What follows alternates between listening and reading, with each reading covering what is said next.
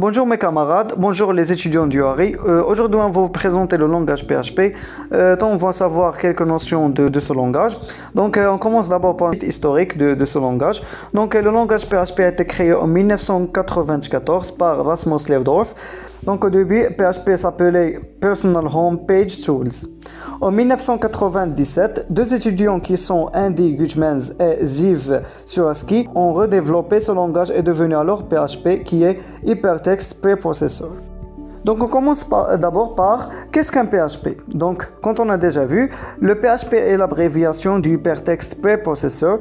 C'est un langage de programmation libre, c'est-à-dire que n'importe qui peut participer à son évolution. C'est un langage impératif orienté objet, c'est-à-dire que les instructions sont exécutées d'une manière séquentielle, c'est-à-dire que on exécute une première ligne, par la suite on exécute la suivante, etc., etc. C'est un langage qui est utilisé surtout pour le développement des pages web et les applications web. Les sites web sont divisés en deux. On a les sites statiques, c'est un site qui est conçu uniquement avec les langages HTML et CSS, et les sites dynamiques qui vont aussi utiliser l'HTML et CSS, mais en plus on va aussi utiliser des autres langages qui sont le PHP et MySQL. Dans cette étape, on va vous expliquer la relation entre le client-serveur et la différence entre la demande d'une page web au niveau d'un site statique ou bien un site dynamique. Le client est la machine d'utilisateur et le serveur c'est la machine qui contient les pages web. Alors, dans un site statique, après la requête du page par l'utilisateur, le serveur envoie la page web demandée, sachant que le serveur renvoie des codes juste HTML et CSS.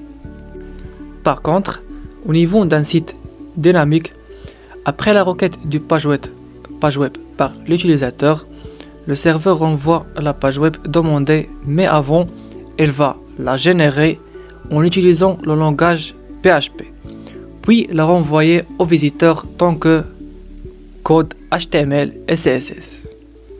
À propos du logiciel du serveur web, c'est un logiciel libre qui crée des serveurs web locaux qui vous permet d'utiliser une page web pour exécuter le code PHP. On a trois logiciels. On a l'exemple qui est X, Apache, MySQL, Perl, PHP. Exemple, c'est un logiciel standard, c'est-à-dire qu'on peut l'utiliser en Windows, Linux et macOS. On a ici le WAMP. Le WAMP c'est utilisé surtout pour le Windows et on a le MAMP, c'est pour le macOS. Mais dans notre cours, on va utiliser l'exemple. Maintenant, je vais vous montrer comment télécharger et installer l'exemple. On écrit exemple Linux et puis on choisit le premier site. Et voilà, puisqu'on va travailler avec Ubuntu, on va choisir la version d'Ubuntu. Et voilà, maintenant le fichier d'exemple sera téléchargé. Enregistrer le fichier, ok, et voilà.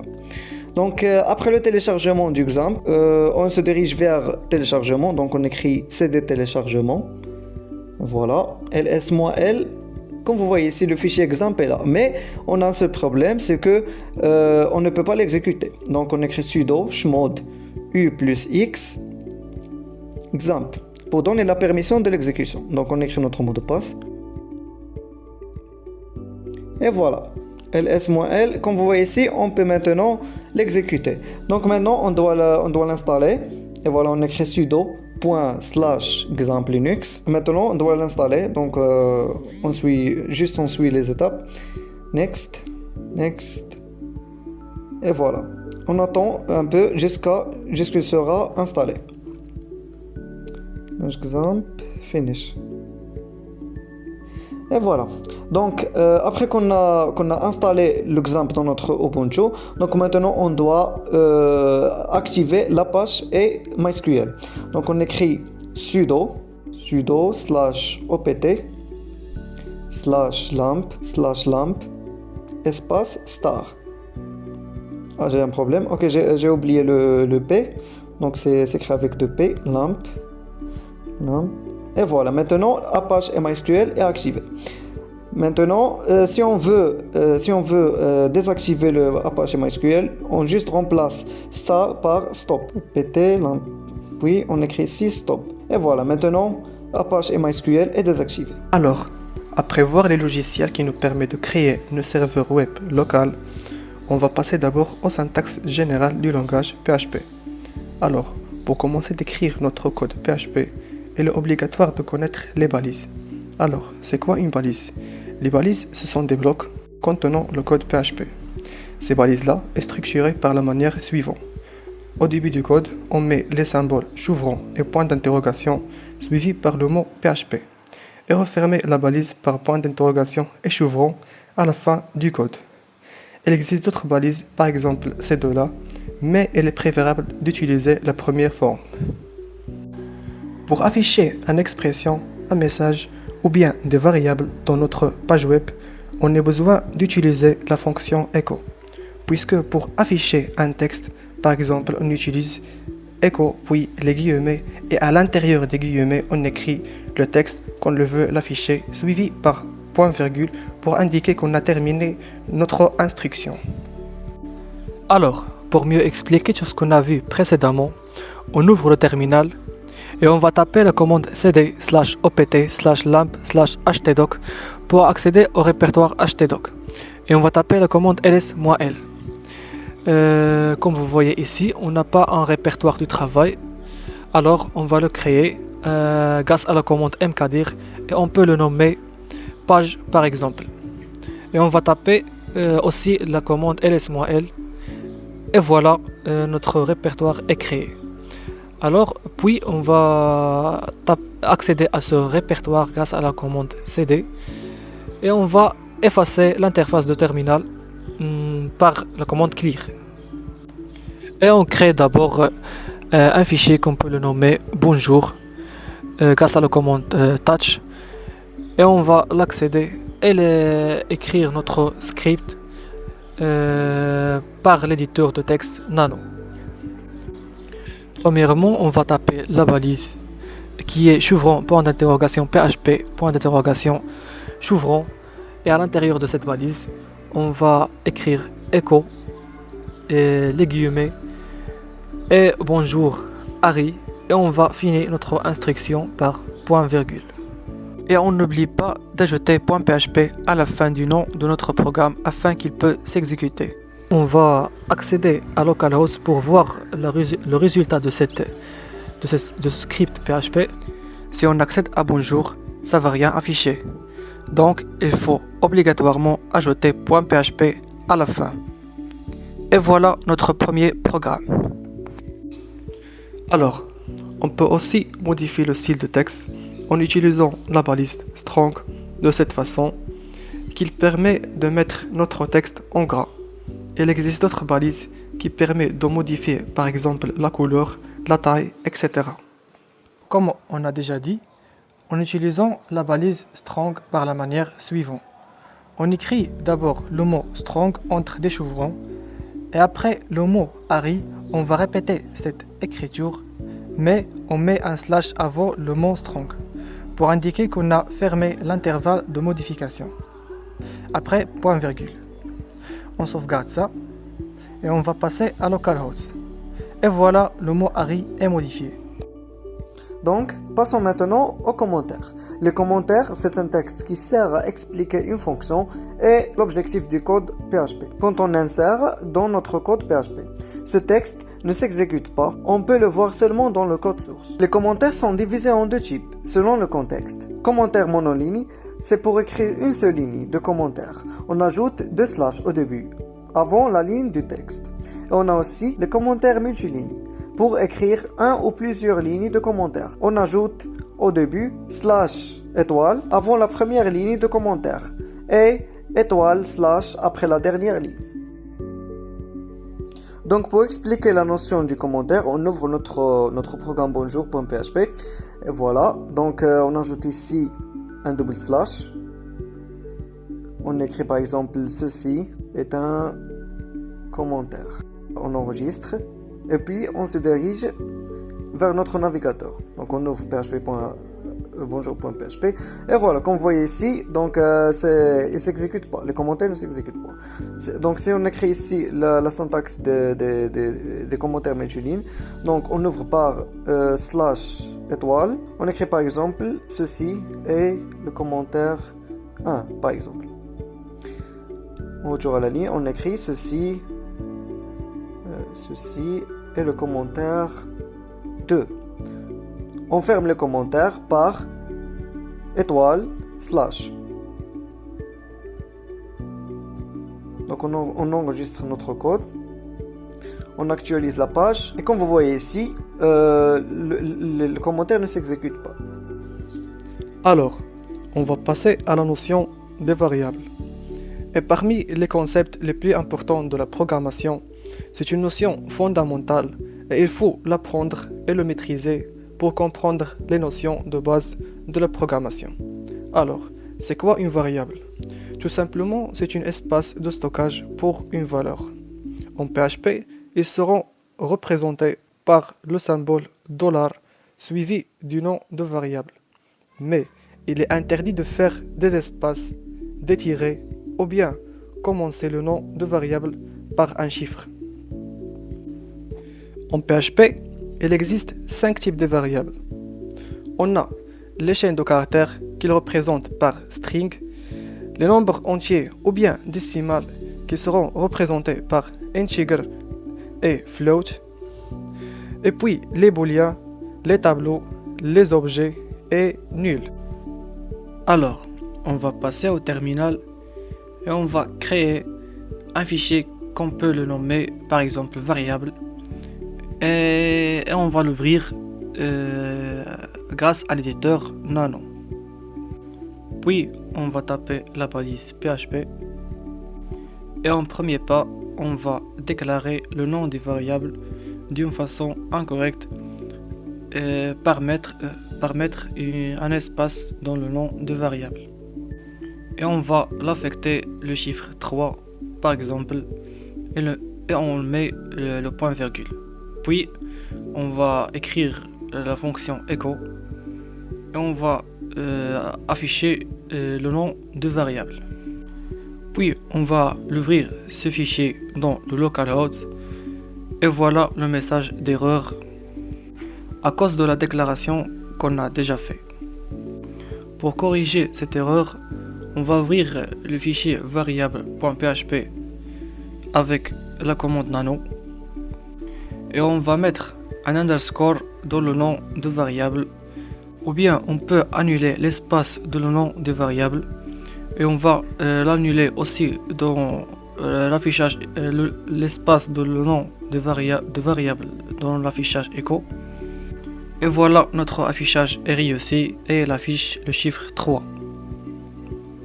Donc on passe maintenant aux conditions if. Mais avant de ça, ça sera utile de savoir quelques symboles qui peuvent être utilisés au niveau des conditions et aussi des boucles.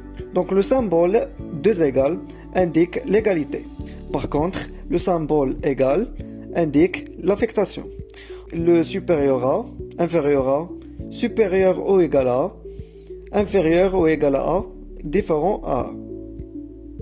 Donc à propos de la structure ou bien la syntaxe du condition if, donc on écrit d'abord if, entre parenthèses la condition, on ouvre les accolades et on écrit dedans les instructions données. Ce qui veut dire que l'instruction if exécute les instructions si la condition donnée est vraie. Si la condition n'est pas vérifiée, donc le programme va quitter l'instruction if. Donc passons maintenant au terminal, donc on crée un fichier, par exemple on le nomme condition. Donc on l'ouvre par l'éditeur du texte Nano. Et puis on ouvre les balises, la balise de PHP. Et on déclare dedans la variable, par exemple nombre. Et on l'affecte par exemple 4. Point virgule. Alors on écrit if, entre parenthèses, la condition. Donc si le nombre est supérieur à 0, on affiche echo nombre est positif. Point virgule. On enregistre, on ajoute .php, oui, et puis on ouvre notre navigateur. Voilà, comme vous voyez ici, 4 est positif. Il existe aussi l'expression else, sinon, qui permet d'exécuter une instruction si la condition de l'expression if est fausse. Donc ici, si je remplace 4 par -2, j'enregistre, j'actualise la page, il ne va rien afficher. Pourquoi? Parce que ici, j'ai pas donné une deuxième condition pour l'exécuter si la première condition if est fausse. Donc je dois ajouter ici else echo nombre est négatif. J'enregistre, j'actualise la page et voilà, maintenant il m'affiche que moins 2 est négatif. Mais si je remplace moins 2 avec 0, j'enregistre, il va m'afficher que 0 est négatif. Et ça, c'est pas logique. Donc, je dois ajouter ici else if. Voilà, je dois ajouter la condition nombre égale 0. Parce qu'on a déjà dit qu'une seule égale c'est l'affectation, mais deux égales c'est l'égalité. Donc ici, j'affiche echo nombre est nul. Point virgule. Et voilà, j'enregistre. Maintenant, si j'actualise la page, elle va afficher que 0 est nul. Donc pour mieux comprendre, ici j'ai écrit if le nombre est supérieur, il va afficher que le nombre est positif. Et si le nombre égale à 0, donc elle va m'afficher que le nombre est nul. Else, si la première condition et la deuxième condition sont fausses, donc il va m'afficher que le nombre est négatif. Et voilà, donc notre programme fonctionne. Alors, il existe un type de condition appelée condition multiple. C'est une instruction qui peut avoir deux ou plusieurs conditions en même temps, puisque pour poser plusieurs conditions, on a besoin d'une fonction logique et la fonction logique OU. Alors, ces deux fonctions-là ayant des symboles au niveau du code. Le premier, c'est double et commercial, qui signifie la fonction et double pipe, qui signifie la fonction OU. Passons d'abord au syntaxe des conditions logiques. Voilà la syntaxe du fonction logique et. On ouvre l'instruction if et entre parenthèses, on met les conditions, mais en reliant elle avec le symbole double et commercial. La même chose pour la fonction logique OU, juste en changeant le mot et par OU, ou bien le symbole double et commercial par double pipe. On crée un fichier, on le nomme par exemple condition multiple. Et on va l'entrer avec l'éditeur de texte Nano. On ouvre la balise PHP et on déclare dedans la variable A et on affecte par exemple 3. Puis on déclare B et on l'affecte 0. Puis C et on l'affecte moins 2. C'est ça. On ouvre la première instruction de if. Si A est supérieur à B et A supérieur à C, retour à la ligne et on tape echo la variable A est le plus grand nombre. Puis point virgule. On ouvre as if si la variable B est supérieure à A et B est supérieur à C par écho que B est le plus grand nombre. Puis point virgule. Mais la troisième instruction, on écrit juste else et on affiche que la variable C est le plus grand nombre. C'est-à-dire que si A n'est pas le plus grand et aussi B, donc ça sera C. Ça sera la variable C. Puis point virgule. On va sauvegarder ce fichier et on ajoute .php à la fin du nom du fichier. On va accéder à ce fichier par localhost. Et voilà, il affiche 3 et le plus grand nombre. Cet affichage-là indique que notre code est correct. La condition switch. Alors, l'instruction switch va nous permettre d'exécuter un code en fonction de la valeur d'une variable. On va pouvoir gérer autant de situations ou de cas que l'on souhaite. En cela, l'instruction switch représente une alternative à l'utilisation d'un if, else if, else, mais qui est plus limitante puisque le switch ne va gérer que l'égalité comme type de comparaison. Cependant, dans certains cas, l'utilisation d'un switch peut aussi rendre le code plus clair et légèrement plus rapide dans son exécution.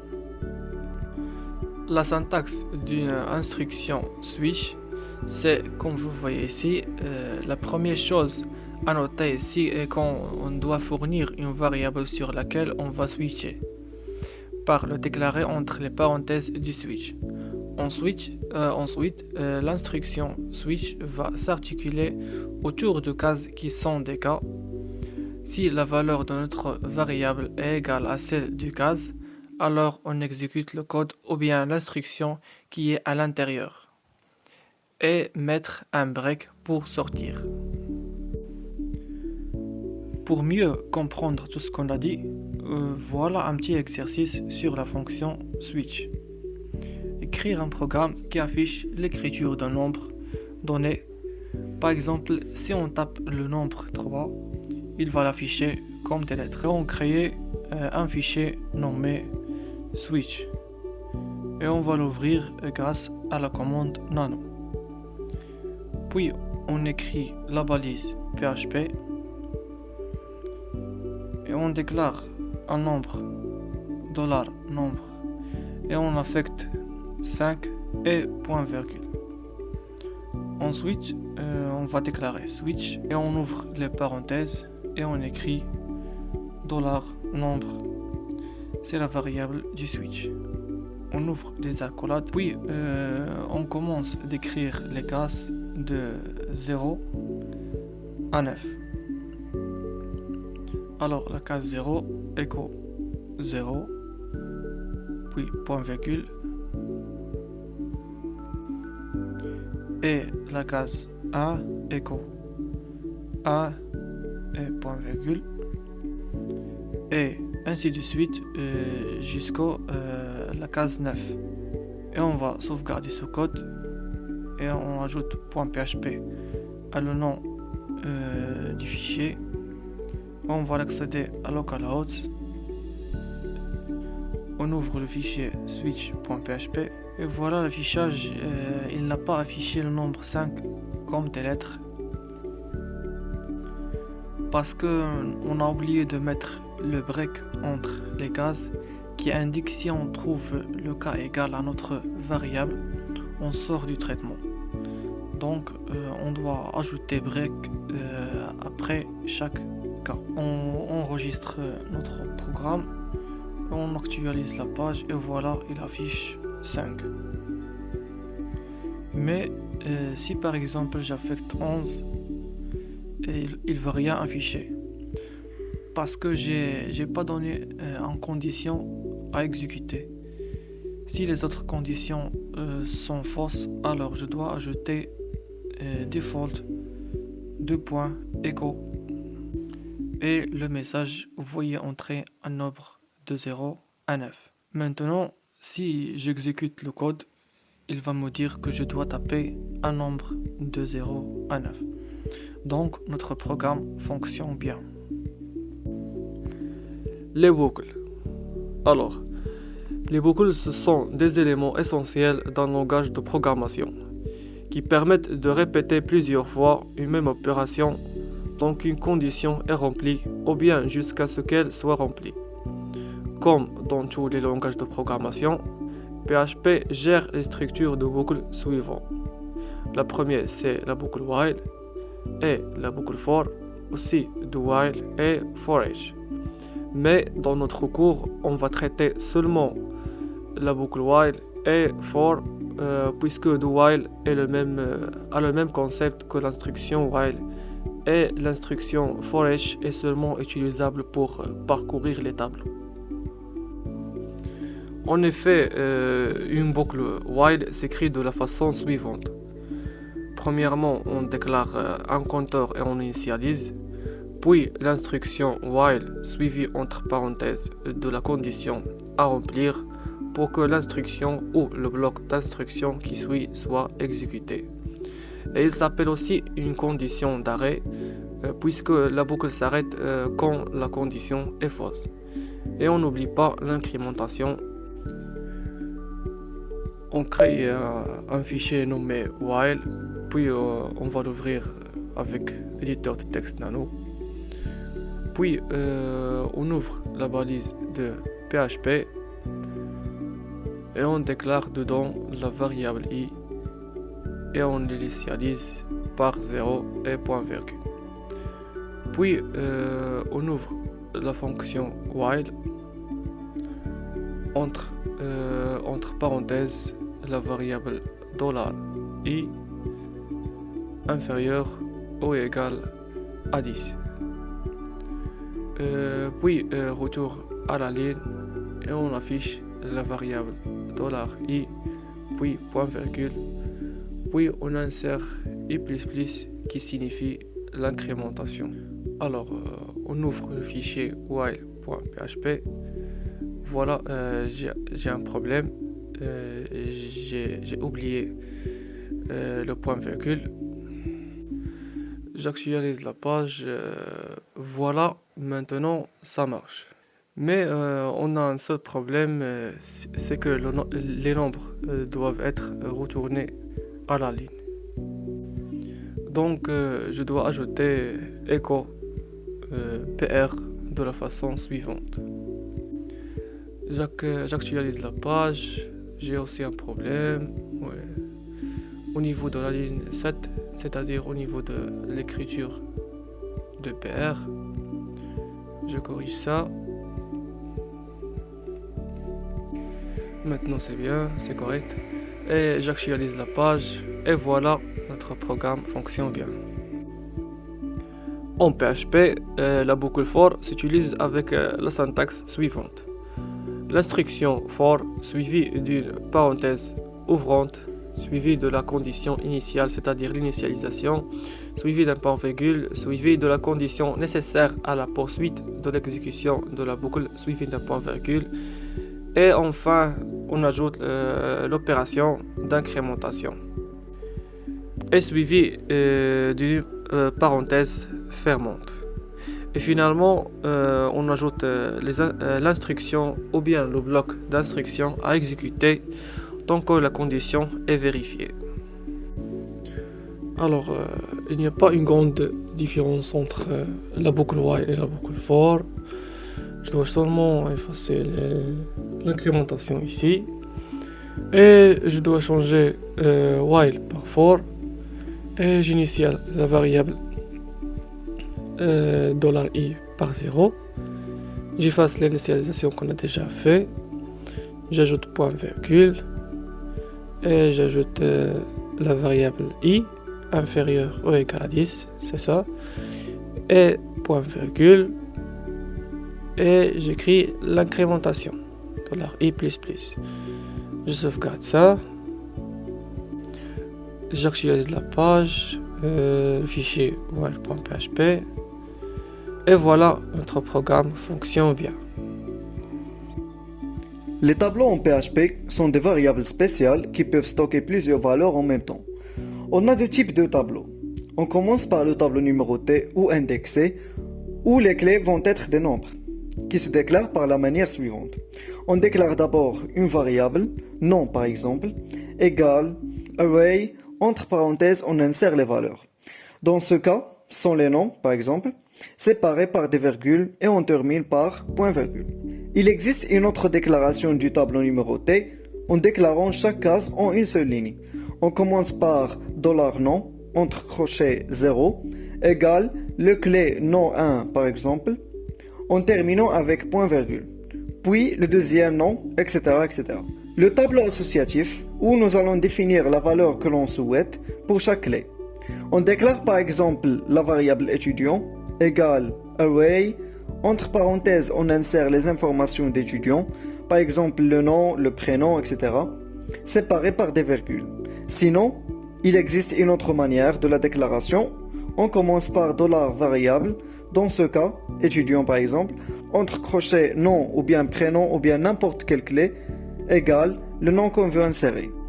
Pour afficher les éléments du tableau numéroté, il faut juste taper echo, $variable, entre crochets l'ordre du clé qu'on souhaite afficher et on termine par point virgule.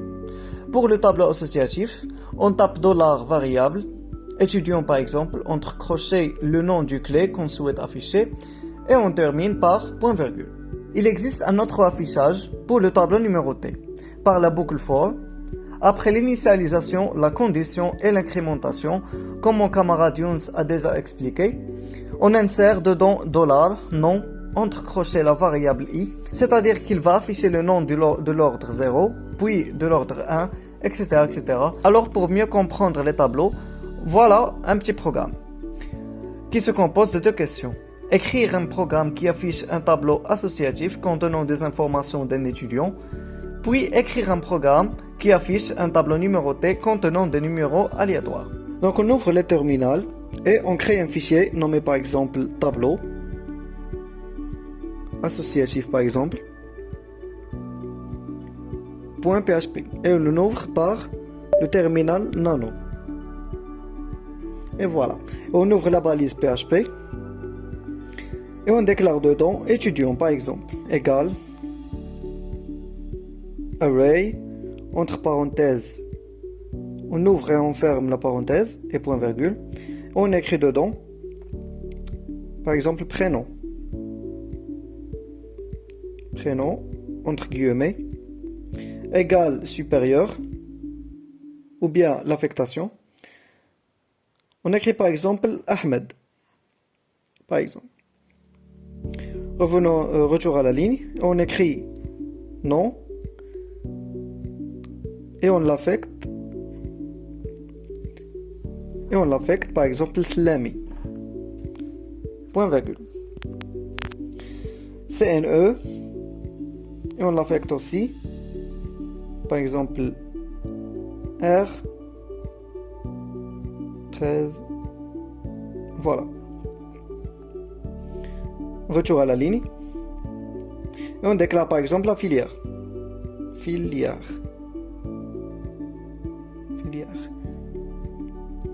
et on l'affecte Harry.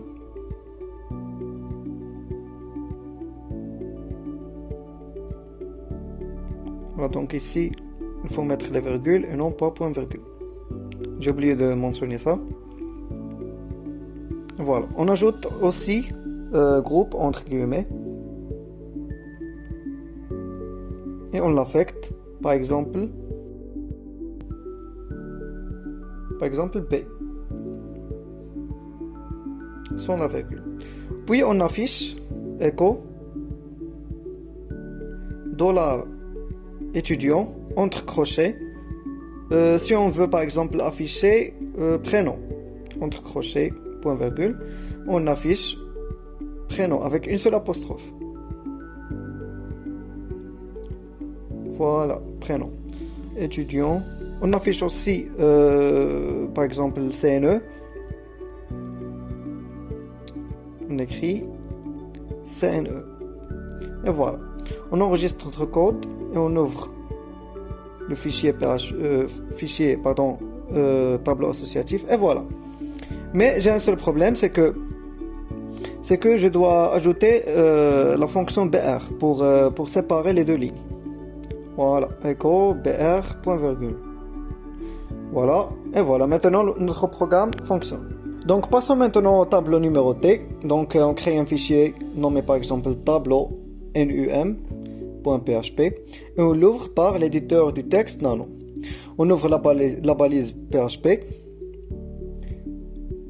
et on déclare dedans la variable numéro égale array, Entre parenthèses, on déclare quelques numéros, par exemple 4, 7, 90, 23 et 02. Point virgule. Et puis, on ouvre la fonction for avec les alcoolates. Et voilà, on initialise la variable i par 0. Puis, on écrit i inférieur à 5 puisqu'on a 5 nombres. Et on incrémente i. Et voilà. Et maintenant, on écrit echo $numéro entre crochets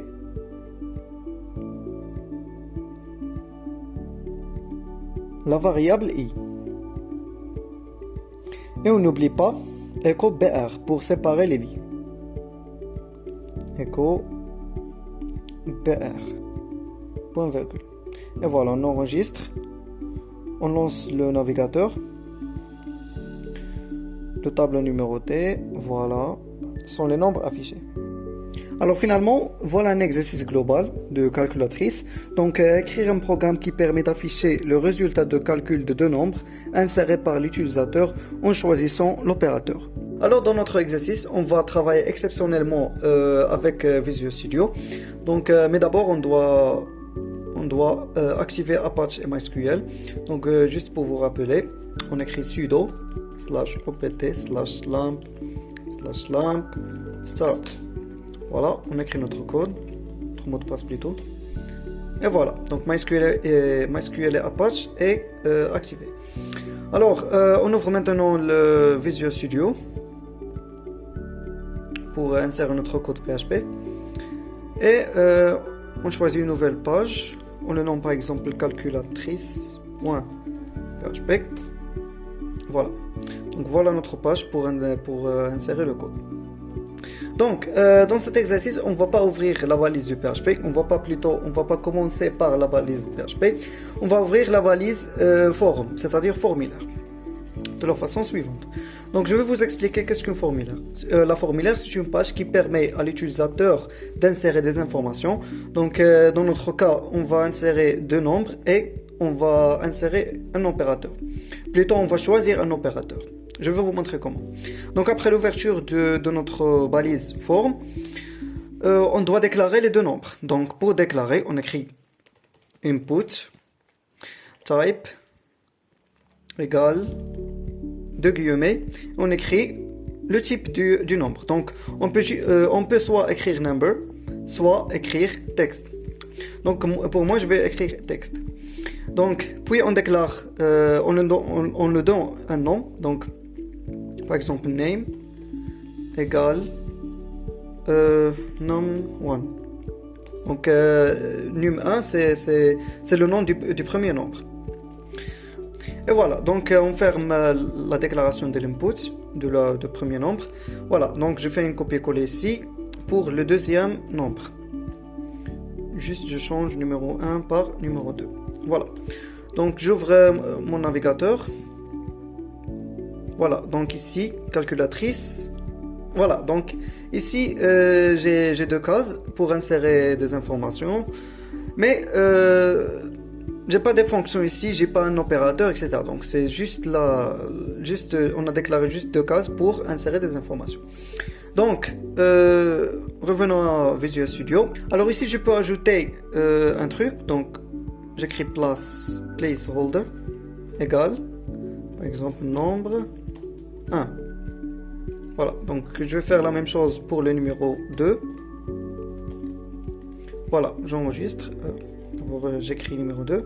Voilà, donc j'actualise la page. Alors ici, j'ai ici ces deux cases. Et à l'intérieur, on a nombre 1, nombre 2. Donc revenons à Visual Studio. Alors maintenant, je dois déclarer pour l'opérateur. Donc on ne va pas déclarer comme en tant que input, je vais déclarer en tant que select. Donc la différence entre input et select, c'est que input, je dois entrer ou bien insérer l'opérateur. Par contre, select, je dois juste choisir l'opérateur. Je vais vous montrer comment. Donc j'écris ici select et entre entre ces deux chevrons, on écrit name égale, par exemple, opérateur. Donc le nom doit être le même nom le même type de nom plutôt des deux nombres. Voilà, donc ici, si je fais un CTRL S, je vais trouver ici une case pour choisir des opérateurs, mais elle est vide. Donc je dois ajouter les opérateurs. Alors je dois écrire option de la façon suivante et je vais la écrire une autre fois, mais avec un slash ici. Donc ce slash indique que la fonction d'option a terminé ou bien a fermé. Donc ici j'ajoute un plus. Voilà, donc pour les opérateurs. Donc je vais faire un copier-coller pour les autres opérateurs. Donc ici je change moins, ici étoile, et ici slash pour la division. Voilà, donc je dois maintenant fermer la fonction select par de la façon suivante. Voilà. Alors si j'enregistre, j'actualise la page. Voilà, je trouve ici les 4 opérations. Plus, moins, étoile et slash. Mais ici, j'ai pas une case pour calculer ou bien pour faire le calcul. Donc, je dois ajouter ici input type égale submit. Donc submit, c'est-à-dire envoyer. Mais dans notre cas, elle va être calculée. Donc je dois faire name égale submit. Voilà. Donc maintenant, voilà, j'ai ici envoyé. Mais si je veux remplacer envoyé par calculé, je dois juste ajouter ici. J'ajoute ici value égale calculer. Désolé, calculer. Voilà. Donc maintenant, j'actualise la page. Voilà. Il s'est changé à calculer. Alors maintenant, je dois ajouter un affichage pour le résultat. Donc j'ouvre un paragraphe de la façon suivante et je la ferme. Voilà. Et j'écris entre eux, par exemple, la réponse est 2 points. Voilà. CTRL S, donc, comme vous voyez ici, cette phrase a été ajoutée à notre code. Alors maintenant, il nous reste juste les opérations ou bien les calculs. Donc pour les calculs, maintenant je dois ouvrir la valise de PHP. Voilà. D'abord, je dois déclarer des variables pour les affecter, nombre numéro 1 et nombre numéro 2 et l'opérateur. Donc, j'ajoute par exemple résultat 1 égale get. Voilà. Alors ici, j'écris numéro 1, point virgule. Alors ici, j'ai affecté le numéro 1 qu'on va l'insérer à la variable résultat 1. Donc je vais faire la même chose pour le numéro 2 et pour l'opérateur. Donc ici, j'écris 2 et ici, j'écris 2. Voilà, donc ici, je vais le changer à opérateur.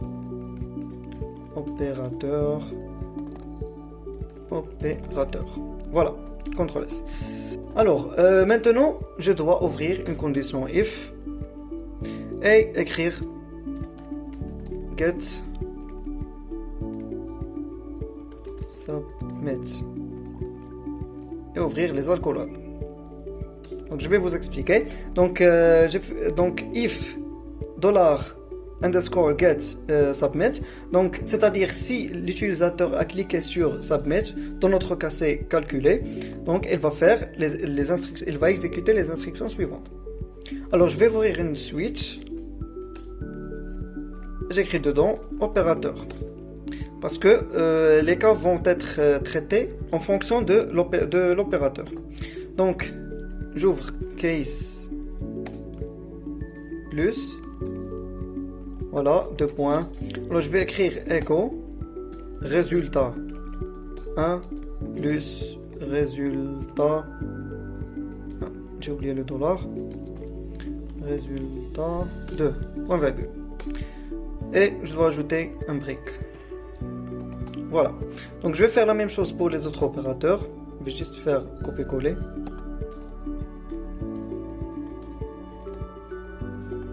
Et je vais changer l'opérateur, les opérateurs plutôt. Moins. Ici c'est étoile. Slash. Voilà. Donc maintenant, je pense que notre code est prêt à exécuter. Donc, CTRL S. J'actualise la page. Alors ici, on remarque qu'il y a des notices. Undefined, index numéro 1, etc. etc. Donc, ces phrases ne sont pas des erreurs. Donc, c'est juste parce que le numéro 1 et le numéro 2, et submit et opérateur, sont vides.